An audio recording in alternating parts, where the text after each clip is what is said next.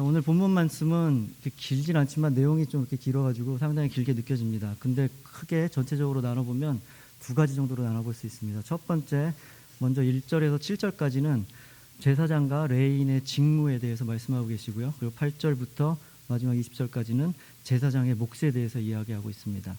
근데 오늘 말씀 시작은 여호와께서 아론에게 말씀하시는 것으로 시작합니다. 그런데 한글 성경, 우리가 갖고 있는 성경에는 나타나지 않지만 히브리어 원문 성경을 보면은 거기에는 접속사 바부 접속사라는 것이 포함되어 있습니다. 그 바부는 그때에 그리고 라는 뜻을 포함하고 있습니다. 그러니까 오늘 말씀은 갑자기 하나님께서 하신 말씀이 아니라 바로 그때 어떤 사건 이후에 하나님께서 말씀하신 것을 의미합니다.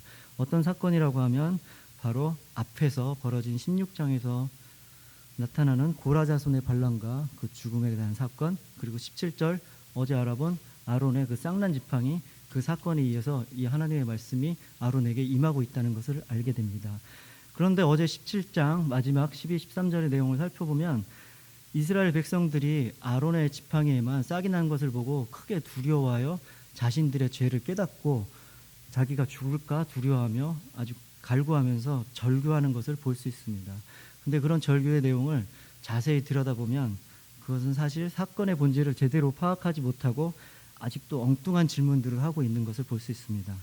하나님께서는 이스라엘을 살리기 위해서 이집트로부터 애굽으로부터 탈출을 시키시고 여러 가지 기적들을 보여주시고 여러 가지 이적들을 행하시면서 또 그리고 여러 가지 사건들을 통해서 이스라엘을 살리신다는 의미를, 살리시고 싶으신 마음을 계속해서 보여주고 있습니다.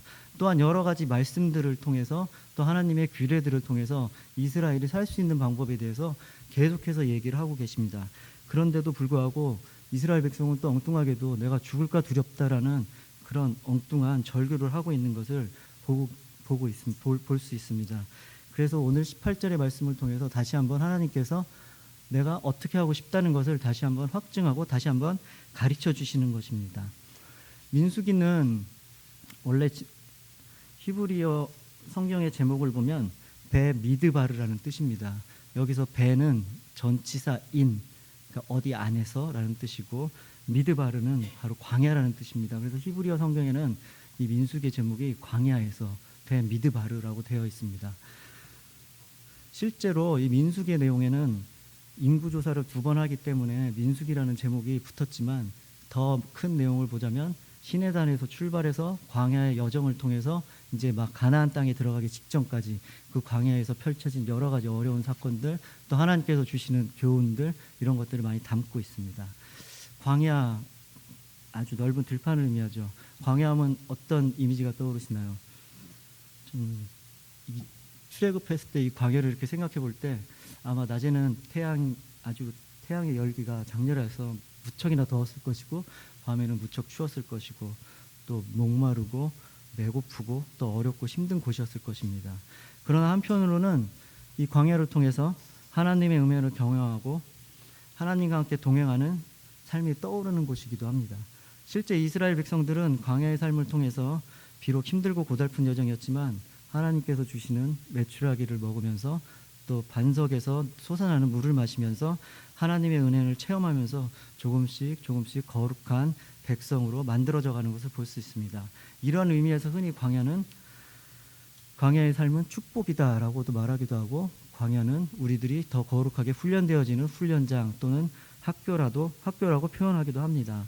우리는 이 세상을 살면서 때로는 이 광야가 더 어려운 시절을 보낼 때가 있습니다. 그러나 그 광야의 시절을 보낼 때 그 시간을 통해서 하나님을 만나는 귀한 시간이 될 수도 있습니다. 그래서 우리의 이 어려운 시간들을 통해서 역사하시고 또 우리와 함께 하시는 하나님을 만나는 귀한 시간이 되시기를, 만약에 지금 광야의 시간을 보내고 있으신 분들이 계신다면 그런 귀한 시간이 될 수 있도록 귀한 시간이 되시기를 축복합니다. 자, 오늘 18장의 말씀은 바로 이러한 광야 학교의 모든 과정 중에서 지금까지 하나님께서 계속 행하시고 또 가르쳐 주셨으나 또 엉뚱한 질문하는 이스라엘 백성들에게 복습하는 시간을 주시는 것입니다. 복습은 상당히 중요하다고 합니다. 시험을 잘 보거나 또 학교에서 좋은 성적을 받으려면 항상 배운 것을 다시 복습하는 게 중요하다고 합니다. 그래서 오늘 하나님의 말씀이 다시 복습의 말씀입니다. 자, 이미 앞절에서 말한 제사장의 몫에 대한 이야기는 출애굽기부터 레위기 그리고 또 민수기 앞부분에 있어서 하나님께서 계속 하신 얘기입니다. 뭐 특별하게 새로 하신 얘기가 아니라 그동안 제사장은 어떻게 해야 되고 레위인은 또 어떠한 일을 하라, 그렇게 여러 번 말씀하셨습니다. 그러나 그런 말씀에 이스라엘 백성이 온전히 순종하지 못하고 고라 자손과 같은 그런 엄청난 사건을 벌이시게 되고, 또 그러나 그런 사건에도 불구하고 이스라엘 백성을 살리시고 싶은 하나님께서는 다시 한번 이스라엘 백성이 기회를 주시고 다시 한번 또 교훈을 주기 위해서 오늘 18장의 말씀을 하고 계시는 것입니다. 먼저 1절에서 7절에 이르는 말씀을 통해 제사장인 아론과 그의 자손들에 대한 책임, 그리고 성막에서 봉사하기 위해 택함을 받은 레위에 대한 역할에 대해서 명확하게 구별하고 계십니다. 이는 고라 자손의 반역 때문에 다시 한번 역할에 대한 경계선을 확실히 정하시는 것입니다. 3절과 4절을 먼저 함께 읽어보겠습니다. 레위인은 내 직무와 장막의 모든 직무를 지키려니와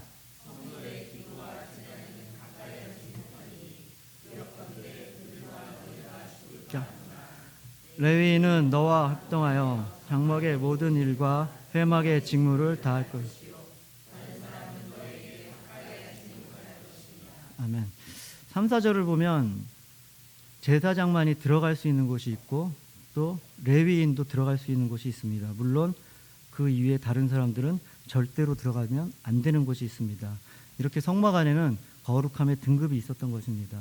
이 영역을 함부로 침범했을 때, 하나님의 말씀대로 순종하지 않고 우리의 마음대로 행했을 때는 반드시 죽임을 당하게 되는 것입니다.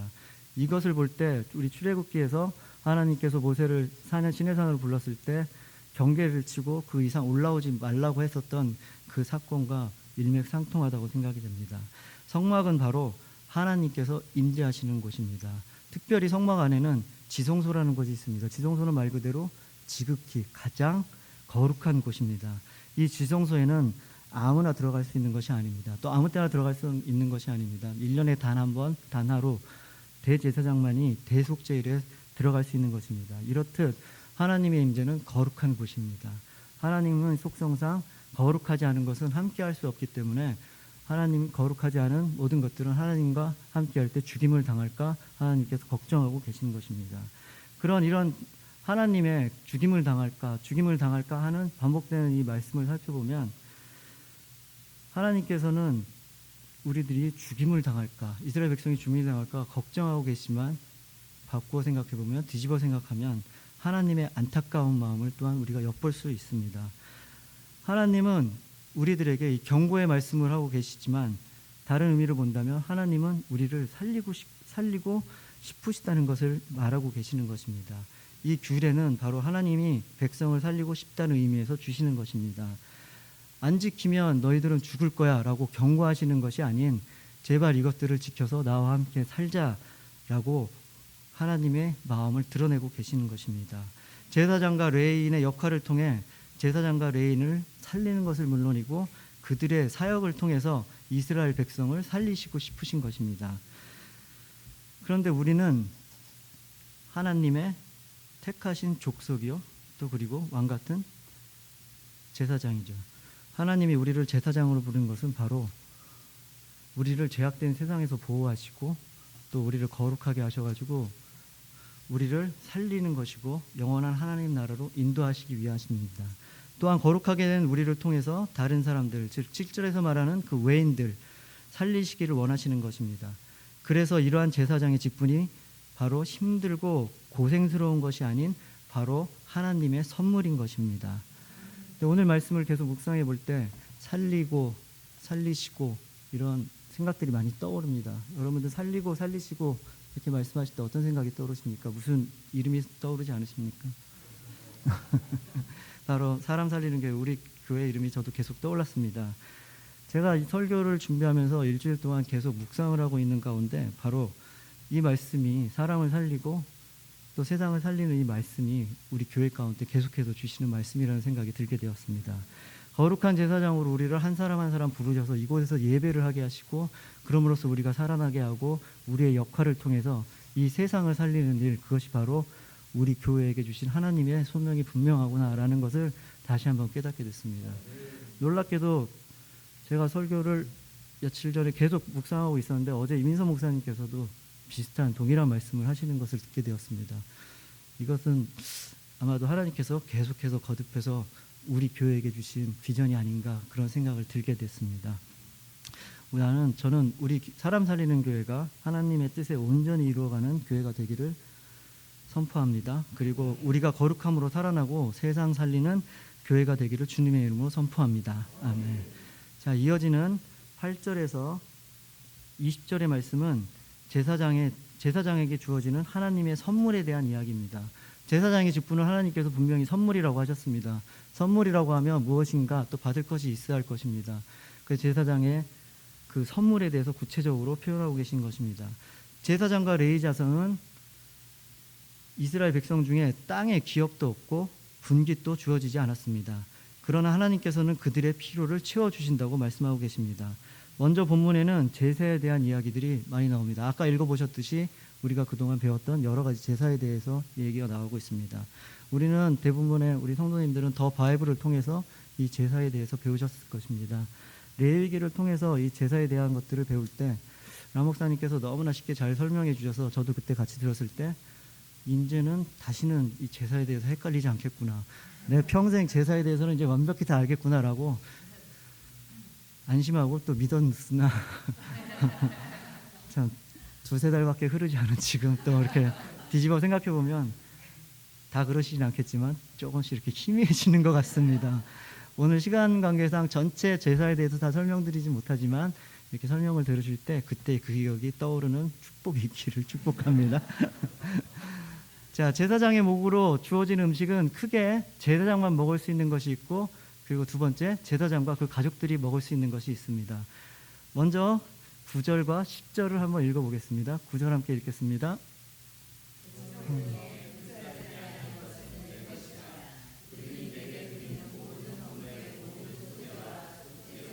속건 제물은 다 지극히 거룩한즉 너와 내 아들들에게 돌리리니 지극히 거룩함을 여김으로 먹으라. 이는 내게 성물인즉 남자들이 다 먹을지어다. 아멘. 자, 먼저 9절 10절을 살펴보면 제사장만들이 먹을 수 있는 제물에 대해서 이야기를 하고 있습니다. 지성물 중 불사르지 않은 것 중에서 곡식을 드리는 소제는 바로 곡식을 제물로 드리는 게 소제, 그리고 죄를 범했을 때 죄로 인해 생긴 더러움을 씻기 위해서 드리는 속죄제, 그리고 특별히 실수로 또는 부지 중 알지 못하는 가운데서 범죄했을 때 드리는 속건제, 이런 제물들은 제사장들만 먹을 수 있다는 것입니다. 제사의 종류에는 이외에도 번제와 화목제가 더 있습니다. 그래서 우리는 제사의 종류를 5가지를 배웠습니다. 그러나 여기서 말씀하는 것은 소제, 그리고 속죄제, 속건제물은 제사장들이 먹을 수 있다고 하였습니다. 그럼 두 번째로 제사장과 그의 가족, 즉 제사장의 아들과 딸들, 그리고 모든 가족들이 먹을 수 있는 제물이 있습니다. 11절 말씀 함께 읽겠습니다.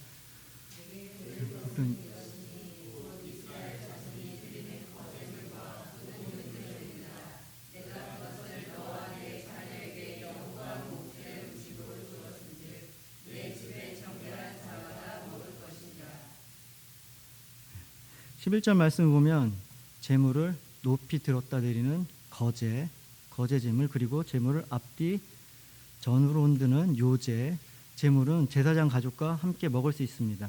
이 밖에 제사법에 대한 방식으로는 불로 태우는 화제가 있고 또 포도주 등을 부어서 드리는 전제가 있습니다. 이 밖에도 18절까지 계속해서 제사장과 그 가족들이 먹을 수 있는 그런 제물들에서 나열하고 있습니다. 그런데 제물과 제사장과 그 가족들이 먹을 때 중요한 한 가지 조건이 있습니다. 11절 끝부분과 13절 끝부분에서 반복적으로 강조하고 있는 말씀은 바로 정결한 자만 먹을 수 있다고 합니다. 바로 정결해야만 먹을 수 있습니다. 제사장 가문에 속했다고 해서 모두 먹을 수 있는 것은 아닙니다. 이것은 오늘날 우리에게도 동일하게 적용되고 있습니다. 하나님께서는 제사장으로 부르신 우리에게 모든 좋은 것을 주길 원하십니다. 그러나 우리가 정결하지 못하다면 그것을 받을 수는 없는 것입니다. 그런데 12절 말씀을 보면 또한 하나님께서는 우리에게 주실 때 가장 좋은 것을 주기를 원하십니다. 그러나 우리가 정결하지 못하고 세상을 바라보고 있다면 그것을 결코 먹지 못하게 되는 것입니다. 12절 말씀 함께 읽어보겠습니다. 시작. 그들이 여호와께서 드리는 첫 소산 제일 좋은 포도주와 곡식을 내게 주었은즉. 아마 12절 말씀을 보면 반복적으로 나오는 구절이 있습니다. 바로 제일 좋은이라는 구절입니다. 이처럼 하나님께서는 당신이 택하신 자들을 위해 가장 좋은 것을 공급하여 주시고자 합니다. 따라서 우리는 하나님께서 주시는 은혜와 축복이 이 세상의 무엇과도 바꿀 수 없다는 것을 깨달아야 하는 것입니다. 주께서 주시는 것은 세상에 줄 수도 없고 또한 세상에선 알 수도 없는 것입니다. 바로 우리는 이러한 특권을 받은 왕같은 재상으로 부르심을 받은 자들인 것입니다.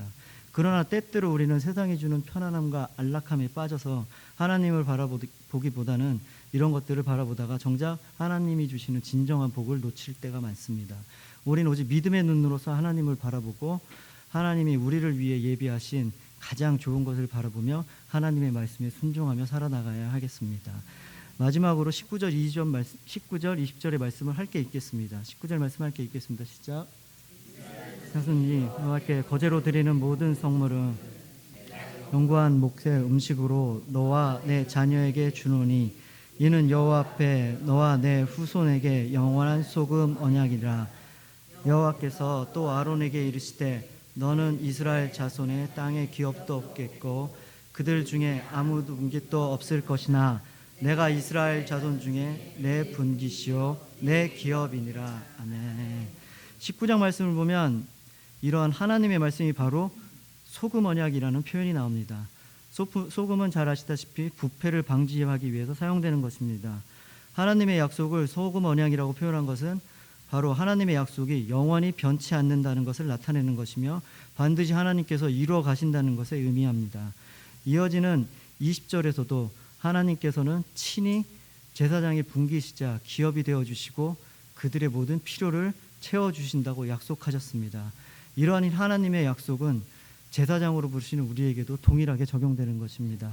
이러한 하나님의 약속은 불안하고 불안정한 이 시대를 살아가는 우리에게 큰 은혜이자 축복이자 하나님께서 특별히 우리에게 주신 선물인 것입니다. 무엇을 입을지 무엇을 먹을지 걱정하지 말고 오직 주의 나라와 주의 부의를 구하는 삶을 살아가기를 주님의 이름으로 축복합니다. 그렇게 살아갈 때 하나님께서 주신 소금 언약을 실제적으로 그리고 풍성하게 누리게 되시기를 하나님의 이름으로 주님의 이름으로 축복합니다. 아멘. 우리 모두 함께 말씀을 놓고 기도하기 원합니다.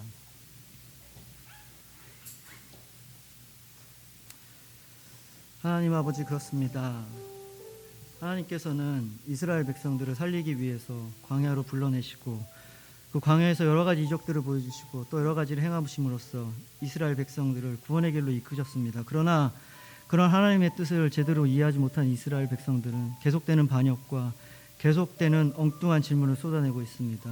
그러나 주님께서는 다시 한번 반복하여 이스라엘 백성을 살리기 위한 말씀을 선포하고 계십니다. 주님, 그 모습을 통해서 우리의 모습을 바라봅니다. 주님께서는 우리를 살리기 위해 왕같은 제사장으로 불러주셨습니다. 그러나 아직까지도 우리의 마음이 주님께로 확정되지 않고 다시 세상의 모든 것을 바라보고 있지 않나 다시 한번 돌아보게 됩니다. 주님께서는 또한 말씀을 통해서 무엇을 입을지 무엇을 먹을지 염려하지 말고 오직 주의 나라와 의를 구하라고 말씀하십니다.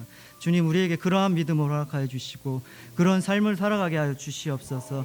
그런 삶을 살아갈 때 하나님께서 주신 이 소금 언약이 우리의 삶 속에서 실질적으로 일어날 수 있도록 하여 주시고 풍성하게 누릴 수 있는 은혜를 허락하여 주시옵소서. 말씀을 놓고 우리 모두 합심하여 기도하시겠습니다. 하나님 아버지, 그렇습니다. 주님께서는 우리를 사랑하시고 우리를 불러주셔서 주님께 나아오게 하여 주셨습니다. 주님, 이스라엘 백성은 주님께서 계속 불러주심에도 불구하고 죄를 범하고 또 주님 앞에 온전히 서지 못하는 것을 볼 수 있고 또한 엉뚱한 질문을 계속하고 있는 것을 볼 수 있습니다. 그러나 주님께서는 말씀하시고 다시 한번 가르쳐 주시고 다시 한번 기회를 주시고 이끌어 가심을 볼 수 있습니다. 그런 주님의 은혜에 감사드립니다. 주님 함께 해주심을 감사합니다. 우리가 비록 어리석고 연약하나 주님의 은혜 가운데 함께 하시고 주님이 함께 하여 주셔서 주님의 길로 나아갈 수 있는 은혜 허락하여 주심을 감사합니다. 그러나 우리는 때로는 눈을 들러 세상을 바라보게 됩니다. 우리의 어려움과 우리의 부족함이 있어서 우리가 힘들고 어려울 때마다 주님을 바라보는 것이 아닌 세상에서 우리가 살아갈 방법을 궁리하고 세상에서 우리가 받을 것들을, 세상에서 취할 수 있는 것들을 찾기도 합니다. 그러나 주님, 우리의 이러한 연약한 생각과 억울한 생각을 깨트려 주시옵소서. 그렇게 함으로써 주님만을 바라보며 주님께로 나아가는 저희 될 수 있도록 하여 주시옵소서. 주님께로 한 걸음 한 걸음 더 나아가는 저희 될 수 있도록 하여 주시고, 우리의 삶을 통해서 역사하시는 주님을 바라보며 주님만을 믿고 따르며 의지하며 우리의 모든 것을 채워주시며 그것으로 만족할 능력까지 허락하시는 주님만을 바라보며 살아가는 저희 될 수 있도록 주님 함께하여 주시고 역사하여 주시옵소서. 감사드립니다.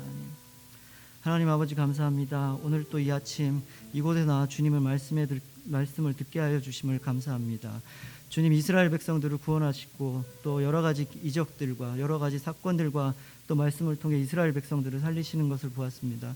그러나 이스라엘 백성은 계속해서 오해하고 하나님의 뜻을 이해하지 못하고 계속한 반역들을 일으키고 있습니다. 그런 모습 가운데 우리의 모습을 바라보게 됩니다. 우리 안에 그런 모습들이 있다면 주님 깨트려 주시고 주님만을 바라보는 우위로 자라날 수 있도록 거룩한 제사장의 길로 갈 수 있도록 주님 함께 하시고 이끌어가 주시옵소서. 주님만이 주시는 것으로 만족하며 주님께서 주시는 가장 좋은 것으로 살아갈 수 있는 저희 되게 하여 주시고 그렇게 살 수 있도록 축복하여 주시고 저희에게 힘 또한 허락하여 주시옵소서. 오늘 또 주신 말씀을 오늘 하루를 살아갈 때 충분히 주님의 말씀으로 살아갈 수 있도록 하여 주시고 주님께서 주신 사랑을 이 땅 가운데 펼쳐 보일 수 있는 우리의 오늘 하루 삶 될 수 있도록 주님 함께하여 주시옵소서. 감사드립니다. 이 모든 말씀 우리 주 예수 그리스도 이름으로 기도합니다. 아멘. 주기도문으로 예배 마치겠습니다. 하늘에 계신 우리 아버지여, 이름이 거룩히 여김을 받으시오며 나라의 임하옵시며 뜻이 하늘에서 이루어진 것 같이 땅에서도 이루어지리라. 오늘날 우리에게 일용할 양식을 주옵시고 우리가 우리에게 죄 사하여 준 것 같이 우리의 죄를 사하여 주옵시고 우리를 시험에 들게 하지 마옵시고 다만 악에서 구하옵소서. 대개 나라와 권세와 영광이 아버지께 영원히 있사옵나이다. 아멘. 네.